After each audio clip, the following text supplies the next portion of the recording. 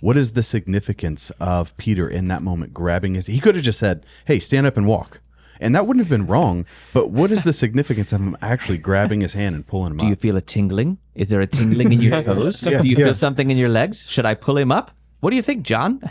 Yeah, it's. I think again, it's a great mirror image of Jesus. So this is how Jesus operated. They saw him do it. They did the 3-year master class. They failed the final exam. They got a do-over, and then he let them go to grad school after their do-over. They get God the Holy Spirit, and now they're actually, for the first time, doing the things he said they would do. You're going to do greater works than this. It's better for me to go away. Yep. So they're actually living that out. So I just love that you could have taken their names out of it and placed this in the Gospel of Mark, and said Jesus did this stuff, and well, yeah, that's what Jesus does. Hey, do you want to be healed? Get up. And now we're seeing them do that for the first time. It's awesome. But I should stress what he just said right there. He said they went to grad school, or they went to undergrad and then grad school. The undergrad they went to was the Jesus Academy of follow Jesus around and read the scriptures. Yep. And then the graduate academy that they went to was the Holy Spirit University, where the Holy Spirit falls, and they, wait a minute, that's right, just keep studying the scriptures. Really, at the end of the day, all they've done is meet the risen Messiah, put their faces in his word all the time, and then the Holy Spirit's fallen on them. Yeah. So when we're talking about the amazingness of this miracle, Peter's going to keep going on and on. He's going to keep banging the drum about, you think it's our piety that did this? Do you think it's by...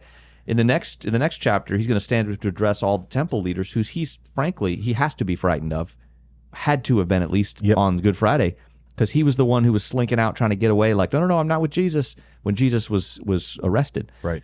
So he's clearly at some point been afraid of them, but now it's the text actually says in Acts 4, Peter, filled with the Holy Spirit. This guy's like, we're watching like Peter Unchained, you know? Yeah, even his sermon at the end of chapter 3, just underline how many times he says, this Jesus who you arrested, this Jesus who you rejected, this Jesus who God raised up, this Jesus who God raises up. All of his connecting of, again, just like in chapter 2, Peter's going to connect the prophet Samuel and all this Old Testament stuff. Yeah. And we know this joker is an uneducated fisherman. What changed? All the dots get put together when Jesus does that master class post-resurrection, and then they're filled with the Holy Spirit. And the basics of obedience. Jesus ordered us, and they just kept doing what he said. So again, those healthy habits are what put them in the position to be used in this awesome way. Yeah.